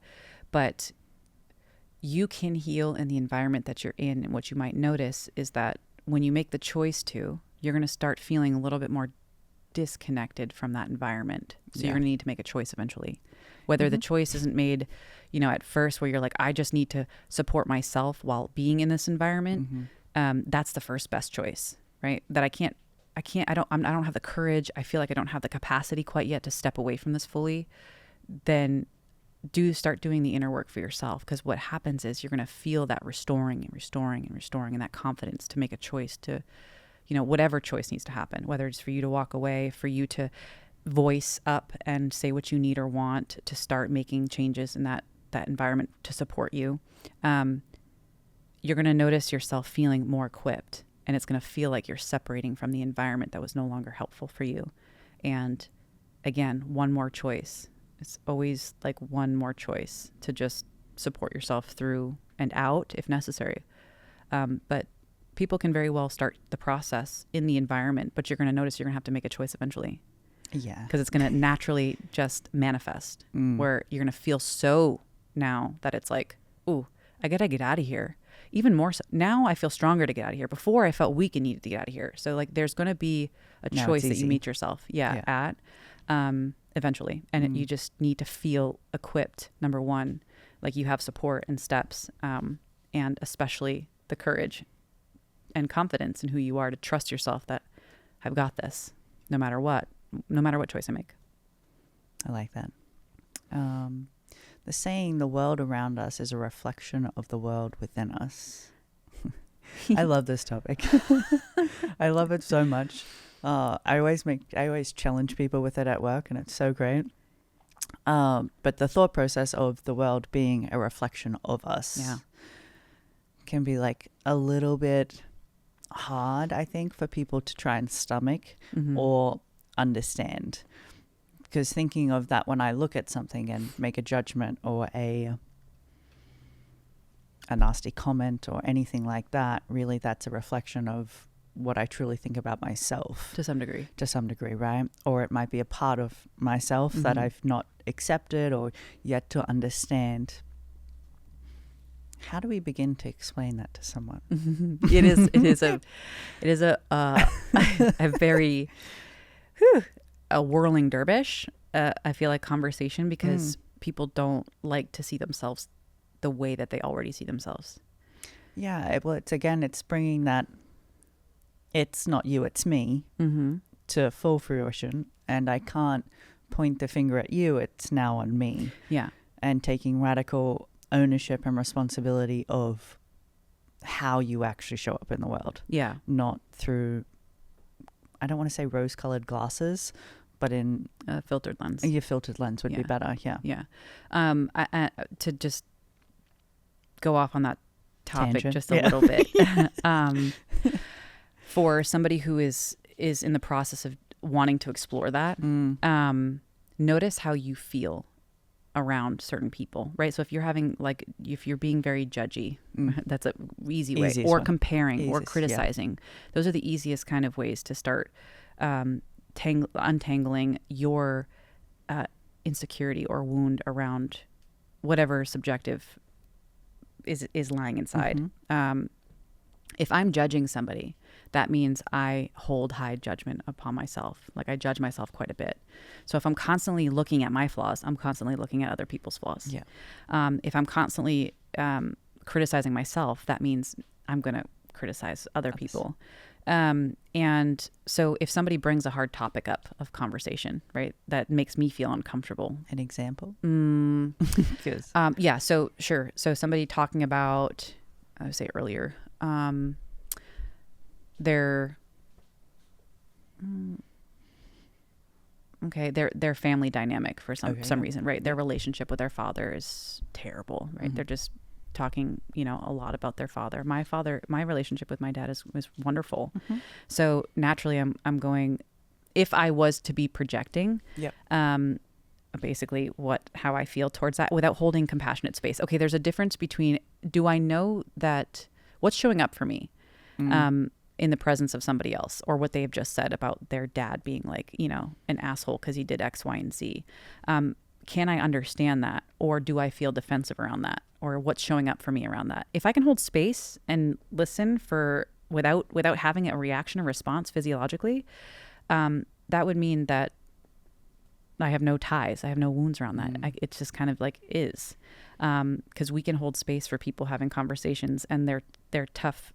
They're navigating their life until it hits something within us, and then we're like, oh, that feels uncomfortable. I become defensive about something that I don't really need to be defensive of, or might become slightly heated in a conversation didn't need to be heated. Exactly. So when someone's talking about their father in that way, if I didn't have any means of protecting my dad, I wouldn't need to jump to a defense, or wouldn't feel defensive, right? So say for example, my past history, I was constantly defending my dad because I was, right? And so if I still have wounds around that, they're still very much raw. It's like someone just ripping the Band-Aid off a fresh cut. And I don't like that. So I'm going to notice that person's presentation of their struggle also presented something that I still struggle with inside, which is an indication to look within and be like, what was that response for? How am I feeling right now? Super defensive. What is being talked about? Her father. So is there any part of me that still feels like it's defending my father? Or you look at some similar characteristics of the circumstance, whether it was what someone said, how their body language was towards you, what they did in terms of, their behaviorally, and begin to discover, audit what's going on with inside of me that makes me feel this way in this specific conversation. Because we're not triggered all the time. We're not feeling defensive all the time. It's only some situations. So it's helpful to, it's a really great opportunity, I would say, that if someone triggers something within me, to say, ooh, I got to look at that. It's like a lesson to be learned. Yeah. Would that be the same as jealousy? If I'm looking at somebody else's life or their physique or status or anything like that, is jealousy the same? Yeah, so I love jealousy. I love talking about this so much because it's so amazing. Jealous, like from my perspective, jealousy is the perfect invitation to look at what they have because it's what you want and what you lack. Interesting. And not what is not available to you or not what you can't have. Jealousy is an opportunity for you to look at, what about this person, situation, or circumstance do I feel like I can't have? And that I'm limiting myself from having? Because you can have it. Yeah. Right? And it's just an invitation for you to acquire some steps from that person or experience that allows you to have that. So for me, if I'm jealous of somebody, I'm like, oh, fuck. Because I'm also like, what about them or their life or their whatever they're talking about, how they appear to me knowledgeable. Like, I love that. Like, for me, when someone's like super knowledgeable, I get super jealous. I'm just like, oh, I'm envious. Like, tell me all of your wisdom. And that is an indication of like, that's what I want. So jealousy could be seen more of a chance to lean in Yes. as opposed to, oh, I can lean into the idea of this is something that I might want. Yeah. So in like a relationship dynamic or a friendship dynamic, if I'm getting jealous of a relationship dynamic, it could suggest that maybe that's what I want. Yes. And I need to lean into the idea as opposed to being turned off by it. But guess why we label it as a bad thing? Jealous, be bad. Because we're told that. And because it gives us permission to stay the fuck where we are. Yeah, of course. I'm just poor me. I'm just going to sit here and like, I don't have all the things that I want. Like, go get what you want. Like, jealousy is an invitation for you to look at some of the things like, oh, I want that. Like, see it as such. I think it's really hard for people to become aware of and acknowledge what they're lacking. And that's where self-awareness is like, I don't want to go inside because it looks at all of my blind spots and everything that I'm lacking. We're like, oh, we didn't actually talk about this. It shines the light on the shadow. Yes. Yeah. Exactly. But when you shine the light on the shadow becomes the light. Yes. You're no longer living feeling in lack. You're living feeling open and free and expressive and light, literally. So, it's an invitation for you to reach down inside of that little dark circle and be like, I see you, girl. Come up here. I want to show you how we can get that. Like, let's go find that. Let's go chase that. And guess what? I'm going to reach out and see how they did that. Like, just inquire, just ask a question. But it has to do with our awareness and acceptance around being okay with looking at some of the areas that we've believe that are not available for us or because of our life circumstances haven't been. Like money, for example. Like, a lot of people don't grow up wealthy, but the wealthy people that grow up wealthy don't think about not having wealth and not having money. So it's just not a thing, right? So if you grow up not having money, you're going to be constantly looking at people with money and being like, I could never get there. But but it's only because of your subjective history with it. Limiting it doesn't beliefs? mean, essentially, your beliefs around it, your conditions that you've put around it, the assumptions that are stemming from the beliefs that you have, like money's not available for me because it wasn't back then. Yeah. It's true. Your belief is true. It's just not, it doesn't cap possibility. Yeah. So always be mindful that when you're exploring these unhelpful beliefs that you hold about yourself or ideas, perspectives that you hold that are unpleasing, to look at, to feel, it's just allows you to see where you're at. And now with the encouragement, self-encouragement, self-empowerment, whatever you want to call it, that says, okay, I'm glad we exposed this, but now I want to show you how life's going to be different and possibilities are available because they are available for everybody. They're abundant. Yeah. Clearly abundant. But that I need to move out of that perspective to allow me to see where it is abundant and how to get it. If I'm stuck in the belief that it's unavailable because it was to a certain degree in my life at one point, I will be telling myself that it's unavailable and I can't find it for the rest of my life, which means I will not have it. So it is to say, once I look at that and be like, it was unavailable. I am right about that because in my life, that's just what I went through. But now I'm looking at everybody else and like seeing that other people can do it, so I can. So what are the steps that I need to take in order to do that? You need to move yourself up out of the the belief in order to start to take action and believe it's possible for you too. Do people get stuck in the stories that they just tell themselves? For sure. The more that you rep, certain phrases, words, ideas, beliefs, the more they become ingrained. You start to believe them, and it starts to dictate how you take action if you don't, what your thoughts are and perspectives are in certain situations. And yeah, it has a big impact on how we live our life. Yeah. I've noticed a very large trend, and I feel like the more, especially on social media, right, the more that the idea of doing this type of work comes into play, the more that I don't want to say it's a victim mindset, but it is kind of I want to sit here and I want to talk about all the terrible things or all the challenges that I've might had, and it like creates it almost feeds off each other. If I want to continue the stories, right, that I might have had a terrible childhood, it was hard for me, I had no money, anything like that, I can keep playing off them on social media and it's fed. Yeah. So now I want to keep playing with them because it's fed more. Right. Not realizing that that's the line that I'm now stuck in because the story just keeps being fed over and over and over again. Exactly. And I don't know whether that becomes from a place of victim, but it kind of does at the same time. What are your thoughts? I understand the verbiage because it makes sense, right? It keeps us in a cycle of self-limitation, right? And yet it's the self-actualized prophecy. So if it's literally like you are speaking it out, it's becoming more true. Yeah. And you're saying it over and over and over again. And over again becomes repetition. Repetition over time becomes patternized. So there's always going to be a thought, if contradicting at one point, you're like, wait a minute.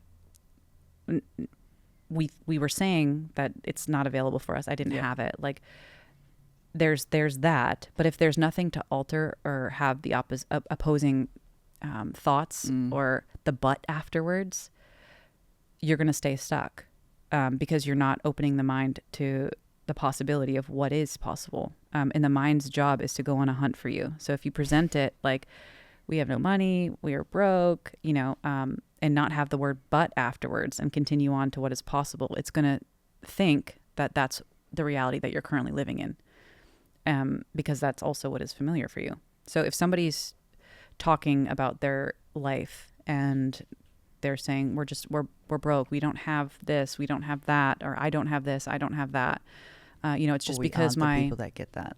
What's that? Or we aren't the people that have that. That's right. That's not me. Everybody else is more lucky than we are. Yep. Yeah.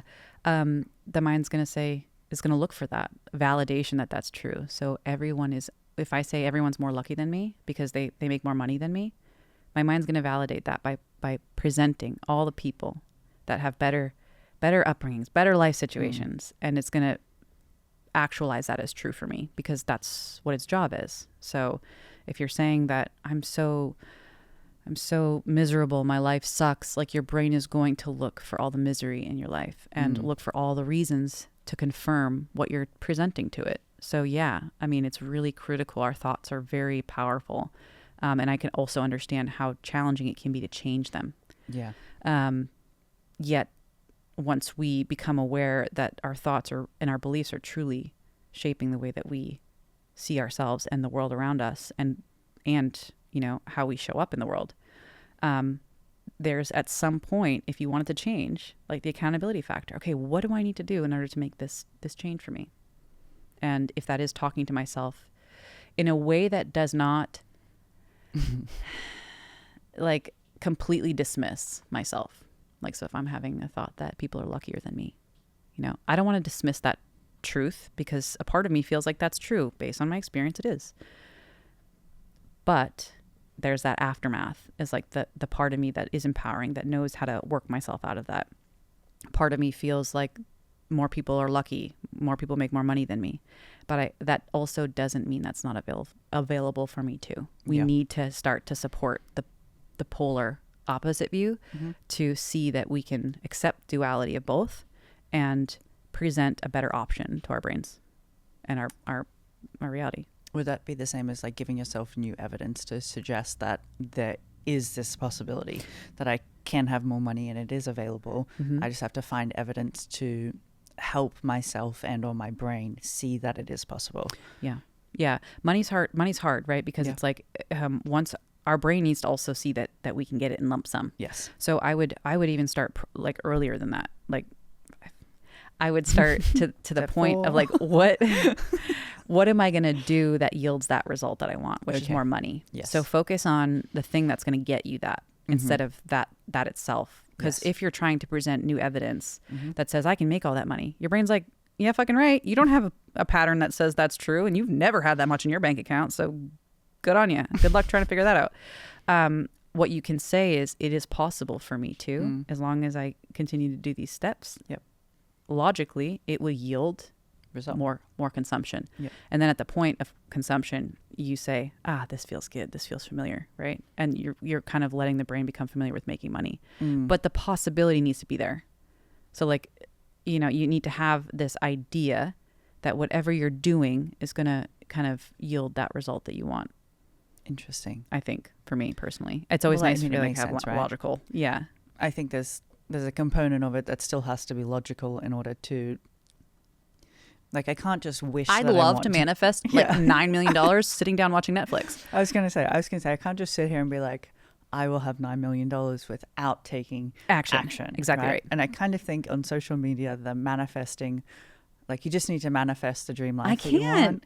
I get it. Like, I think it's partly true. Yeah, it is. Yeah. Right. And we just left off that, but you have to do the work. Yeah.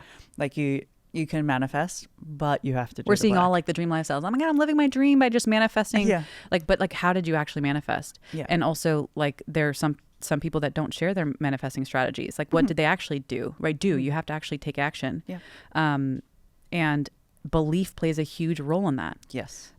We're not just taking action and fighting against ourselves to like work really hard. Like you don't have to work hard. You have to take action. You have to do things, but it doesn't need to be really difficult in ways of like you fighting against yourself to get it. The consistency and the dedication can be challenging, right? The constant showing up and the constant doing. But yeah, it's the belief that you can do and do the thing that you love, and that can acquire the money that you want. Like having the belief that money is possible and, like you can have it from all revenue sources. Like, sure. Like I have that belief. I don't know it quite yet in the ways that I want to, in the most expansive ways yet, but I'm open to it. Yep. So as long as I'm continuing to do the thing that I love that will yield that possible result, I'm doing it. In my mind, that makes sense for me. And as you say, it makes total sense. Like the want and desire to have something, if you truly believe that A, you deserve it, and B, that you can get it. Yes. You can have absolutely anything. Exactly. And C, you're willing to put in the work to get it. 100%. Like like there's that part. I can sit here and wish all I want, but I still have to do the work. Like, there's that part. Yeah. That's a big part of it. Unfortunately, we still have to do the work. Yeah. And I think that goes in every aspect of our life, is that there's still some form of work that needs to be done to get what we want. Yeah. And there's also truth to like the latter. Like look at like earlier, generations. Like they worked really hard to, build their empires and have the money that they have. So they would look at some of the social media that's happening and be like, this woman getting on here being like, I've just manifested my dream life. Like, you what? Yeah. Yeah. So there's truth to both parts. I think that we are more familiar with the hard work and the hard work that it takes to make the money because that's what we've grown up with. This feels like new, and we're all looking for the easy route. So it's like, how can I just sit and manifest like what I want without doing any work? And I think that we're doing ourselves and our society a disservice if we're not sharing how we've manifested. Like, put a course on it, at least like, at least make money off of that. It's to like share the gatekeeping manifestation strategies. Yeah. So that you're setting people up for success, meaning like, because if somebody goes and tries to manifest by sitting on their couch and just think about having it all, and then they realize a month later that they're broke and evicted from their house, like we need to start making, actionable steps. For people. And I'm not saying that everybody does this, but I've seen a lot that don't share how, and just using affirmations. Yeah. Like we need to be better. Yeah. We need to be better at coaching and teaching and giving people steps that are plausible, that the logical brain can hold on to, and also, ping the creativity part of our brain, which is required for us to step into that abundance. So in your community, Yeah. how do you teach people to go from where they are into a place that they want to be? And obviously that's a very broad, very, very broad question, but we can use me as a reference point if you want, right? Someone who's just wanting to work on themselves, it doesn't necessarily mean for any capacity. It's just they know that they're not living in an alignment or how they want to live. They want to do better or be better. How do I start? Yeah. So there is a level of an awareness to the unfavorable things that you think, feel, and do. And there is the certain awareness around the favorable things that you want that are not happening. I would outline those so that you have an idea of what you'd like to have happen and you know what's actually happening. Okay. And with that understanding, right, then we can start to, I mean, you need steps to move into the discovery piece.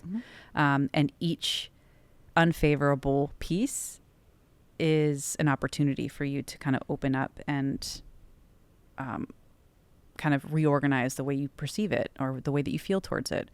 So an unfavorable piece could be like my job. Yeah. And I would go even deeper. Like, what about the job? Like certain parts of the job. Unfulfilling. Yeah. Okay. And what about it makes it unfulfilling? I don't feel like I have any purpose, and it's, just an office job. Okay. And what would you want? Most people have no idea what they want. I was going to say. Yeah. Okay. Like, So I just made this up and I don't know. 100%. That's a huge piece of this. Yeah. Like, people are so familiar with what they don't want that they have no idea what they do want. Isn't that still a good place to start? If I don't know what I want, Yeah. right? I can be like, and I guess it'd be like relationships, right? Relationships are so easy here.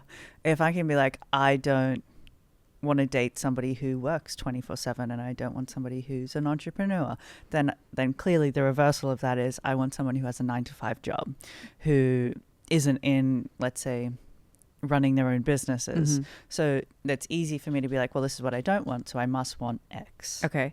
Yes.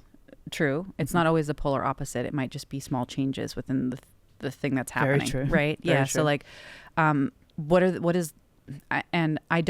I think boundaries are important, like being really selective in certain things, but I also feel like, what is it at the very base of it that you need? Like, I want to feel connected to this person. I want to feel respected by this person. Yes. I want to feel Loved.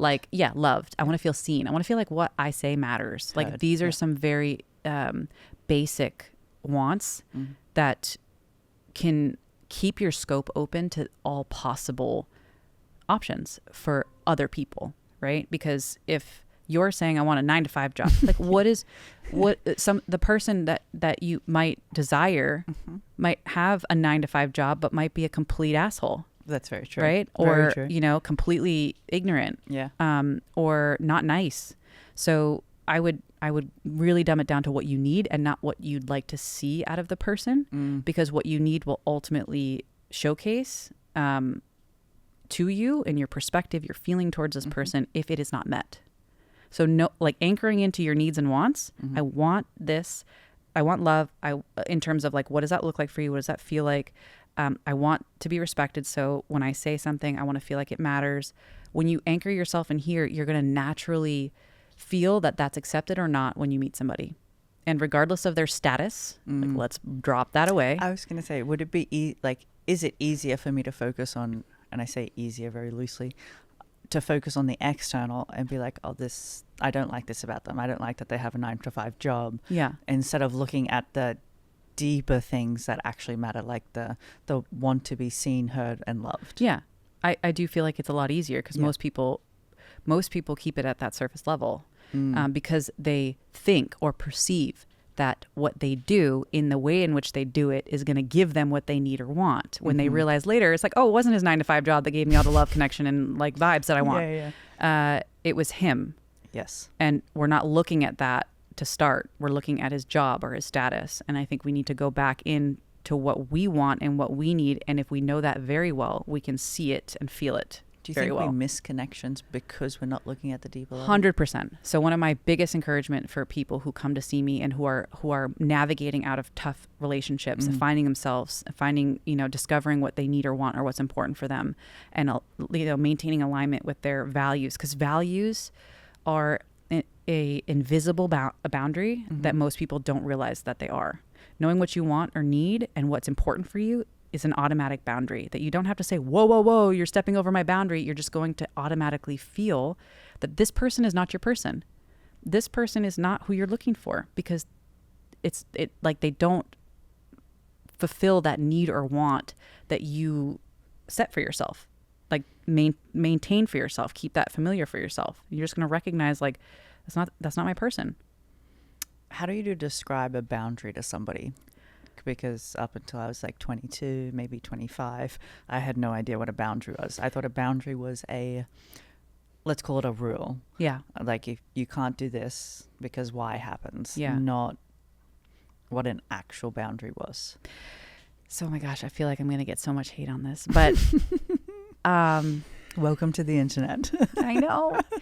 Like there are some boundary setting techniques that I don't find helpful, because it just says you stay over there and I stay over here. Well, first let's clarify what a boundary is. Okay, so I would say that a boundary allows you to maintain safety in yourself, connection to yourself, and authenticity to yourself. Okay. That is my basic description of it, for a boundary. Beautiful. Because when you understand who you are, what you need, what you want, and stay in alignment with the authenticity of that, integral to you, then you're not going to feel the need to just throw it up. Like, you don't talk to me like that. You need to do this instead. Like, these are some hard boundaries that people apply, which might be necessary in certain situations, sure. But naturally, you're not going to put yourself in a position that allows for that to happen. I feel if you are integral to your process, in fact, you're going to say instead something along the lines of, I might be able to hear what you're saying, but not in that tone. I'm gonna separate myself until you can, until things cool off, where you're not reactive and it's not defensive. You're just showing up and it's just here. And boundaries for me, not for you. Right? Exactly right. Yeah. Your boundaries are not to push people away. They're to maintain integrity for you. Naturally, you're going to deal with, interesting people. Yeah.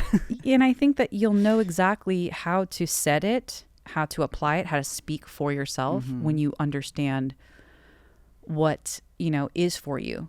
You don't need to speak like, I don't want this. Like, you do this and you do it so wrong and you're doing this and you're doing that. And it's like, no, what I would like to see happen, or, how I would like to show up here and I can't. Some of the ways that boundaries are used is very natural conversation. I feel like now they're just kind of set really hard and that it's not really necessary. Do you think excuse me, not always necessary. Like, sometimes it's like, of course, right. You don't get to talk to me like that kind of thing. I understand how that can come out, but it's just like, I'm going to excuse myself so that we can leave time, to cool down. I'm not trying to teach you a lesson. I want you to teach yourself a lesson based on your response. And I'm going to leave and let you think about it. In order for this conversation to continue, we need to speak to each other in an X, Y, and Z manner. Yeah. I'll remove myself until we can do that. Yeah. I think, again, when you speak from that manner of like me, how this made me feel, that this is very difficult for me to process. What you've said has hurt me very deeply. There's a way to maintain, personal integrity by also speaking up too, without being necessarily forceful or aggressive in keeping it. But the way that it comes up, if it's aggressive, it's like, this is safety. Like, I gotta maintain this boundary for safety purposes, to keep me safe and to keep me protected. And at the same time, like, we also want to be mindful. It's like, well, is it absolutely necessary? Like, are you in a threatening situation? Because that boundary is absolutely necessary. Like, to say back the fuck off. But, our natural boundaries, I believe, come from that deeply rooted understanding of who we are, what we want, what we need, and what we value, and maintaining and speaking, thinking, doing from that place. I noticed when I first implemented boundaries. And openness, Yeah. to not everybody understands that. Yeah, of course. Holding right. space. When I first implemented boundaries, I noticed I went from nothing to Hardcore. yeah, what you just explained. Like, this is the boundary, this is what it holds, and see you later. Yeah. There was no like, it was very rigid. Yeah. Whereas now I'm floating back more to the, let's call it the softer space than so hard and fast. Yeah. I think because you realize that most people can and want to understand. Like Yes. when you can hold space for like the idea that not everybody understands that you've hurt them, or they've hurt you, excuse me. Not everybody understands that they've crossed a boundary for you in some way, shape, or form. And be mindful, like our triggers are not always because of that person. Our triggers have also, stem from our past experiences. So, our defense, it might not always be because of the person being, so ignorant and rude and hurtful, because the person might not have any idea that what the words that they're using is actually hurtful for you, and you're just responding from, past circumstance. So boundary is also an invitation for both parties to explore a resolution, a common ground. I think if I know my boundaries and I can express those in a way that is open for dialogue and not necessarily shutting off unless it's absolutely needed to shut off because it is safety reasons, you're allowing another person to also explore, how they respond, and think about how might they want to better respond later, and also apologize because they didn't realize that what they had said hurt you. And it like opens up for greater communication For between sure. the two of you. Yeah. It's like, how long can I hold space for good conversation and healing to probably happen here, maybe, if both parties are willing. But if nothing else, you handle yourself, in a way that says, here's my boundary, and I'm going to separate myself, or however you need to handle that, but it doesn't need to be abrupt. But you handling it in that way piques somebody else's curiosity to go, how did I handle that? I like the way she handled that. I don't like the way she handled that, and start to inquire about their own process. So you don't always need to teach somebody by expressing, the education piece, but by acting and by doing, you're naturally teaching. I like that a lot, actually. And I think, I feel like a lot of people can learn that way. Yeah. Through the implementation as opposed to just speaking it. Exactly. Yeah.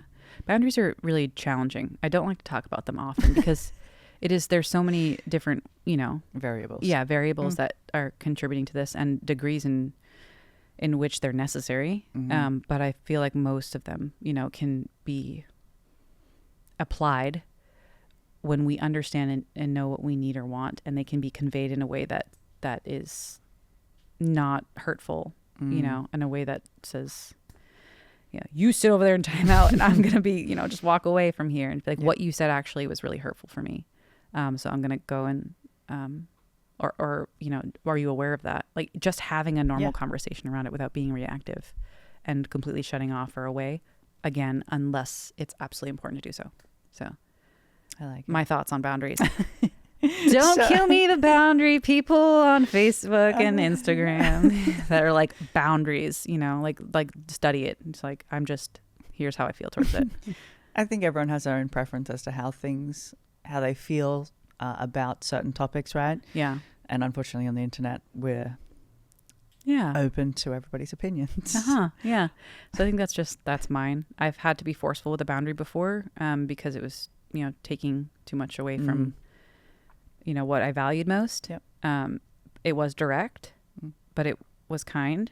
And I think that there's ways to do that, as long as you know what you need or want and not feel so reactive, that the defensive part, and not really understanding why you need it or want it. That's when it comes out like hardcore. Just like, stay away. Not fun. Yeah. Tell me about your transition from you. So you obviously had Sage for, I think, 2 years or maybe a year before you fell pregnant. Oh, yeah. So about a year and a half. Yeah. What was that like? So I handled it the best way I possibly could. As we do. Yeah. So I got pregnant about, I believe it was like 7 or 8 months after I opened Sage. Actually the office doors. So I actually got an office, had my own office. It was so great. I was like, oh my God, people came in. It was great. I loved it. And then I was like, oh, I'm going to be a stay-at-home mom, because that's what we talked about. And that's what I wanted. So I was going to say, what changed from being office to being a stay-at-home mom, but if that was something that you wanted. Yeah. So that was what I've always wanted. I've always wanted to be that for my son or my daughter, to be very present in their life.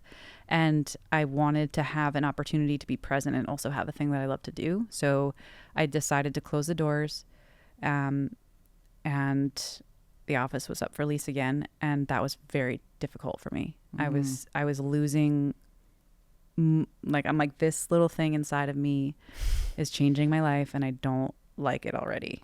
And that's just honest how I was feeling. Yeah. I had literally a moment with God, and I'm like, God, we have to talk. We have been trying for a baby for 3 years, and you just you just bless me with this thing. He's like, now's a right good time. now. Yeah. Like, God, what is going on here? And I want to trust you. And I, moments of just complete fall out in the shower, and just crying, hysterically, because the thing that I was so passionate to do just felt like it was ripped away. Because of a blessing, which is crazy, because you're in this I want to be so excited about this because I feel so blessed to do it at the same time. Yep. Like, what the fuck?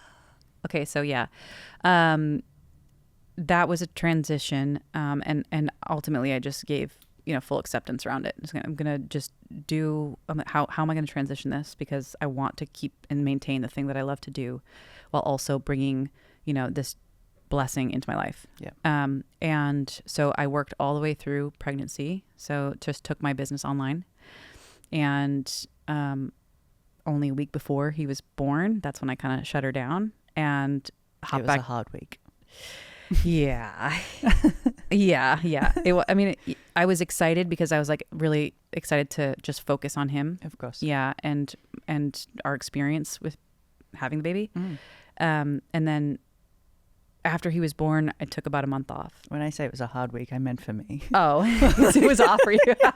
Yeah, okay, that's true. It was a hard week for me. All my clients were like, when are you coming back? It was actually a month, and it ended up being almost a month and a half, I think, that I took off. It wasn't that long. No. Felt like a lifetime. No, I know. Yeah. Felt like a lifetime. Some of my clients were just like, thank God you're back, but yeah, so about a month after I came back, just slowly. And yeah, I've been working, I'm a full-time mom during the day, and then my husband and I switch shifts. So he works during the day, I watch Ash, and then we switch. So he comes home at 3, we switch roles, work till 8 every day. Yeah. So we have this really great respect for each other's desires and intentions outside of being mom and dad.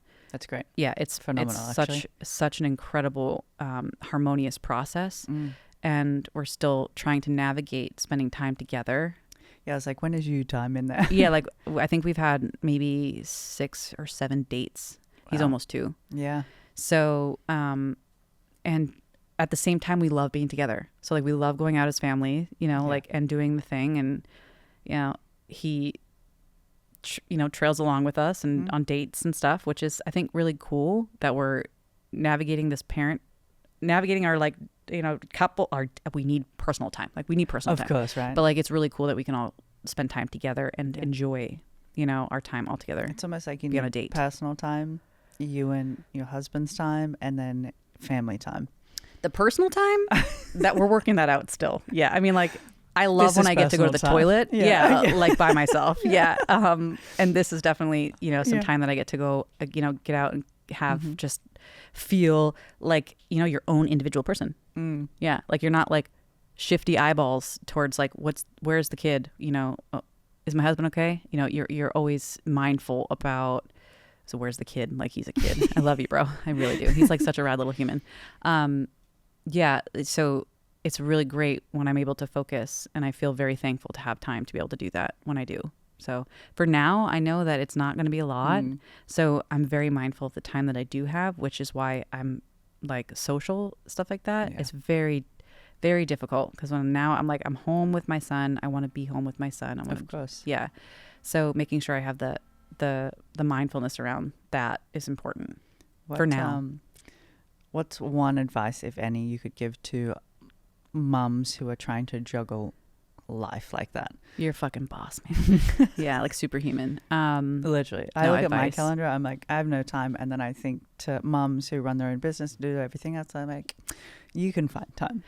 Yeah, find it. Yeah, and I think that there's this the best advice I'm going to give to a mom that's juggling everything is like, we talk about having grace, but we're also like, we also have so many missions to be, in a mom's mind. There's so many little mini missions that we're doing. And, having grace is super important. But like, how do you do that when you have so many little missions going on in your mind? That I have to remind myself that you're doing great and that, you're not doing as much as you like, and that's okay too. And again, the duality of the situation. I have to optimize the awareness around being not okay, and also like, because things sometimes are just not okay. Like you are like almost fit for a straitjacket right now. And at the same time, I can also be completely in love with what I have available to me. And, I think that accepting the duality of all, if you can optimize both angles, sometimes it's really helpful to do that. And it allows you to have grace, because you're like, man, I go through so much, but also you're in the mindful moment. I'm looking at my son and I'm going, I wouldn't want to have it any other way right now. And so if you can optimize both moments, that just allows you to accept that you feel a certain way towards this, which is okay too, because you're navigating a lot of newness, and also, holding space for the beauty of the situation. If you're looking for it, you're going to find it. So continue to try to see the benefits of the struggle while also acknowledging the struggle. I like that. But acknowledge the struggle first and then the benefits. Yeah. Like so finish with the benefit. I like that. Yeah. For all the young women that are listening, you could give them 2 key takeaways from today's episode. What would they be?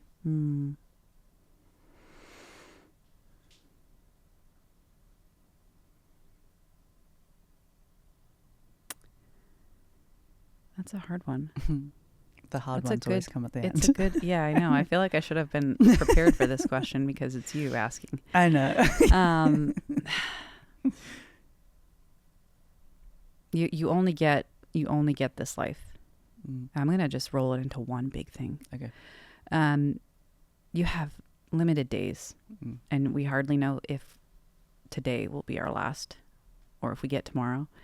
And the best advice I could give you is that if you're living for other people, if you're living for anyone but yourself, you're going to miss your mission here. And the more that you tune in to see and feel and notice like what you truly desire here, what your purpose is, what you offer, you are gifting the world so much just by tuning in and just getting to know yourself a little bit more. And in such, getting to know yourself, like, you're going to be living your best life every day. So, or as best as you can every day, and being the most fulfilled every day. So tune in, really explore what you need, what you want, how life is going to be better for you right now. And start attuning to that, start tuning into that frequency of that. And, everybody and everything else is going to just naturally fall into place, but you're responsible for living your best life, which is, tuning into you. Yeah. I like it. And everybody else gets to appreciate and enjoy you. So start living for you. I like it. Yeah. Very much. I don't even know how that sounded, but it sounded good. Yeah. It sounded good. Yeah. Last thing though, if you could tell your younger self something, what would you say? I tell her, we talk a lot. Yeah, we talk a lot. She is so strong. I would tell her, keep vibing on your vibe. She is so funky and quirky, weird. Like, I talk about her all the time, meaning like she's she's hilarious. I think I'm funny. Like, I think she's dope and We I are think she's funny. funny. Yeah. Yeah. But I also know, like, girl, your jokes are super dry. Like, not everybody gets them, but like, keep being you. And I look at her and she's got so much life in her, and I feel her often, and I want her to be more expressive. If I could tell her one thing, just continue, you know, to live unfiltered. Like, take the glasses off, and just be you. And I will encourage that every step. We gotta reel it in a couple of times. We're not living life as a kid anymore. We know Yeah, that. yeah. But like, you know, I want her to feel like she can, you know, be her. I like Yeah. it. I Yeah. like it. So Thank you so much yeah, for thank joining me you. today. I'm so proud of you. Thank you. Yeah, Thank you. huge steps in your personal journey. Huge. Yeah. So Where can people find you? yeah. Okay. So on Instagram is the main hub is lady__hammer, and the website to Sage is